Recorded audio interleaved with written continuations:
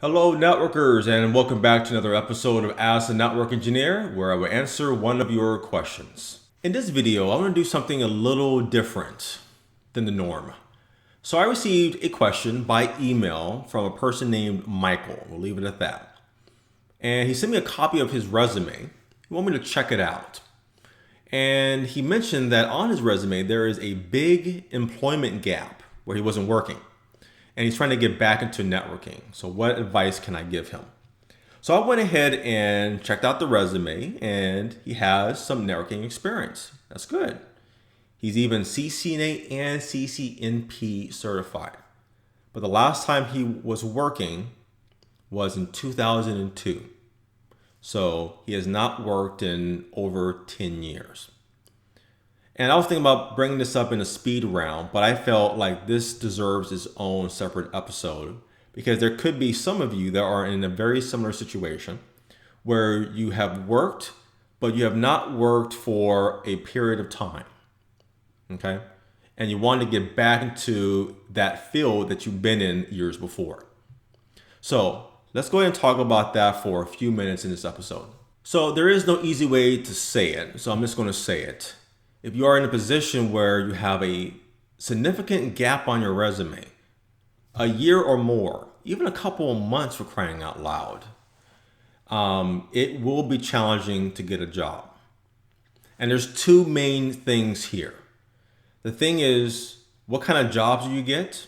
Like, where can you continue with your career? But the other thing is how it is looked upon with the employer. Let's first talk about the employer component behind all of this. So when a company is going to hire a person, they look at the resume.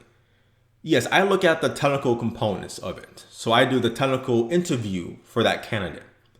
Now the managers or the management team, yes, they're looking at what you do, what kind of jobs you have. They're looking at that. But they're really looking at the time frame of how long you've been at these jobs. They look at that very, very closely. And they're doing that because they are trying to see how reliable you are. So like maybe in one job, you've been there for 3 years, and then this one is 2 years, and this one is 1 year. Okay, whatever. They see that, okay, this person sticks around for a while in a company. Like they're pretty reliable. Okay. They like those kind of things. Now, if the resume has something like been there for 2 months and then 1 month and then, half a month, that's a red flag for them. Like that person is not reliable, that they cannot stay at a single place for a certain period of time. Why is that? So that's why it is definitely best to be at a particular job for an extended period of time. You do not want to hop from job to job. Companies do not like that at all. So just kind of keep those factors in mind. Be very selective of the kind of company that you want to apply for. But also, when employers are looking at these resumes and looking at how long you're at these places, they do notice gaps that could be there. So I've seen particular resumes with a lot of particular experience, and there could be like 1 or 2 months, like a gap in between some of these.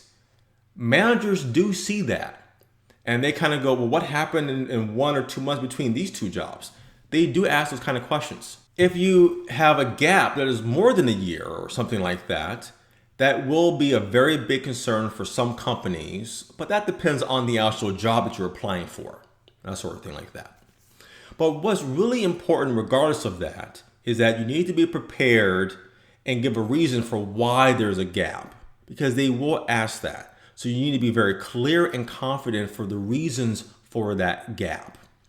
So maybe it was for personal reasons, like maybe somebody that you know was sick, a family member was sick, and you had to take some time off to take care of your family. Say that. Maybe you took time off to get your master's, for example, or your PhD. You can communicate that. Maybe it was for military service. You can communicate that. So you want to be very clear and be prepared. Rehearse it in the mirror. Whatever it is, you need to be prepared for what that response will be. Another possible reason could be maybe you were working for a company that is no longer in business. So as a result, they lay off all of their employees. And maybe the economy is bad, so there's not a lot of jobs that are available. So it may take you several months to try to find a new job. So maybe that is your answer for why there's an employment gap. But that also has a very dark side behind it, and how employers will view that gap, or based on the number of months that you have been unemployed or unable to find a job if you were laid off. If there's a gap on your resume where you're trying to find a job during this time period, okay? This is for some employers. This is not all companies, so I don't want to give you any kind of misinformation here. But this is how some companies think when they see a gap of 6, 9 months, 1 year, and you have not found a job after you've been laid off. They look at it as you're probably not that qualified, or there's something wrong. So it's risky to hire you. Because some of them know that the good qualified people are going to be hired very quickly. That is true.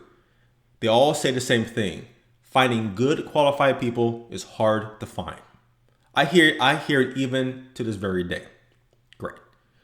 But if they see that it's taking you 6, 9 months, maybe a year or longer to find employment, that is a huge red flag for some of these companies that maybe you're not that qualified. Like there's something there that, like maybe it's a background check, maybe there's something else, and it becomes a risk of them trying to hire you. I bring up that particular scenario because I have personally seen 2 close friends of mine go through that exact same predicament. That they were part of a company that was no longer in business, and as a result, they were laid off. And it took them 6, 9, almost a year to kind of get back on track a little bit, okay? And they interviewed for dozens of companies, all right? And each month that went by, that gap just got bigger, bigger, and bigger. But all of these employers, they would always ask, why is there a gap? Why is there a 3-month? Why is there a 6-month gap? And it became a concern for these companies because they felt like that their skills were no longer being utilized. So that meant that they are no longer relevant, and they may have to get new training in order to get back on track. A lot of these companies were saying that. So this is very frustrating that you can't find a job and continue as a network engineer or any kind of IT profession. So my 2 friends had to do other things to at least make money in the time being. One of them sold houses, or attempted to. Sold insurance.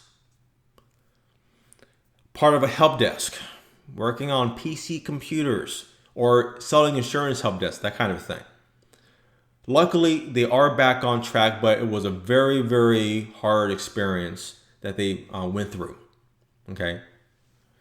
And that's why it's important to understand one particular thing, okay? To try to avoid the potential of getting laid off, but the potential where this employment gap gets bigger, bigger, and bigger. You want to try to avoid that as much as you can. It's not in your control, but you want to kind of be prepared and kind of look out for that potential possibility. When you're working for a company, you need to figure out or understand the financial conditions of that company. You need to keep your ear to the ground, basically. And everybody gossips, everybody talks, but it's important to kind of figure out what is management up to. Are they having financial money problems? Could they be acquired? Are they thinking about outsourcing? We try to figure this out all the time, okay? And the chances is that if there is financial problems, which could result into an acquisition, basically selling the company to somebody else, okay, or wanting to be acquired, or maybe outsourcing to drastically cut their expenses, then you have to strongly assume that you will lose your job. And if you lose your job, you could potentially have, once again, this employment gap of trying to find a new job. So if you determine that there is concerns financially, or it could be acquired, or there's potential outsourcing, then I would strongly recommend to prepare your exit so that you're not caught unaware of being out of a job. And I did that actually twice. I worked, at first place was I worked at a dot-com multimedia company. And I think I mentioned this in several episodes, but in that particular company towards the end, I guess, every week they laid off a lot of people. And it's really a weird experience to be in a company with like a lot of people, and the number of people got smaller and smaller each week. And it got to a point where I just couldn't take it anymore because eventually I was going to be laid off. It could be next week, could be a month from now, could be a year from now. It was going to happen. So I went ahead and looked for a new job. And within a week, I got a job interview at a bank, and I was hired basically a week later. Okay, this was during September, September 11th, 2001. By the way, it's during that time period. So that's what happened. Now, remember I said I said I had two friends that were impacted. They were laid off and took them like months, almost a year to find a job. One of those friends was one of my colleagues. So he stayed. He would just want to write it out and see what happens. But he was he and like a few people, they were the last ones out the door. He had a big package too, but it didn't last very long. And of course, I mentioned what he had to end up doing until he was back on track again. But that could have been me. I could have been laid off, and I could have been in a situation where it could have been harder for me to try to find a job. Who knows? Okay. So that happened. But another time I was working at that bank, which was the next place that I worked at, and the management team were talking about outsourcing. And they talked about it a lot. And we knew that would likely affect our jobs at some level. Okay, great. I also prepared my exit. And that's when I actually left and worked for the Department of Energy. And sure enough, over time, the company was outsourced. Not all their IT operations, but it did affect a lot of people. A lot of people were let go. Okay, so that could have been me. Okay, no guarantees, but I don't take those kind of risks. So that's what you really have to really figure out. What could happen? Understand the conditions of the company financially, via acquisitions, outsourcing, and then if you're not comfortable with what could happen, then you want to prepare your exit. Also keep in mind that when I was looking for jobs, that I didn't like the layoffs, that it was easy for me to find a job in a very short period of time and then get hired pretty much very shortly after that. And that was easy because at that time I had two things really. I had my CCIE, I had it for like about a year. I was like fresh at it. And I had networking experience, a lot of it. So that made it a lot easy to find job opportunities, apply for them. And then during the interview process, I be myself. I'm humble and I'm very methodical. So I explain how I handle projects, that sort of thing. And I got hired. And so that's why that is the main thing that I try to get through on this channel to you guys. If you want to be a network engineer, you need to go all the way for best results. It's like insurance. You want to use that CCIE and that experience on a rainy day because you could be in a situation where the economy is bad, the company is crippling, and you could lose your job. So now you need to find a new job, but there could be a lot of other people also trying to find a job. So you want to try to make yourself as certified and experienced as possible so that it makes it easy to find opportunities and then interview for them. Because I've seen a lot of people that do not have a lot of experience, and it's harder for them to find these opportunities to even be qualified to be interviewed. So again, take advantage of that. If you're a network engineer, put in 100,000% and do what's necessary for that. The last point that I do want to bring up is if you are in a situation where you do have this employment gap, and before you were a network engineer and you have some networking experience, what does that mean in terms of next steps? The bottom line is this: if you have not done networking in over a year, especially 10 years, okay, consider yourself that you have to start all over again. Yes, you may have your certifications all up to date. So getting employment will be easier at the entry levels, and you will definitely progress faster compared to you doing it the first time. So that's the good thing. But you have to get your foot back into the door and slowly build up your experience or revamp it back again. Because remember, you have not utilized your skills. And as the saying goes, if you don't use it, you lose it. So you probably forgot about some basic commands of how to configure things, how to troubleshoot. That probably did happen. So that is a valid concern, okay? That you have to build your experience up again. So yes, you can find a job doing technical support, and you'll very quickly catch up, and you will definitely be back on track again. That's what my friends did, right? They had a very serious setback, but they started back in technical support like a knock, and they quickly got back where they needed to be. In a very short time, they were network engineers again.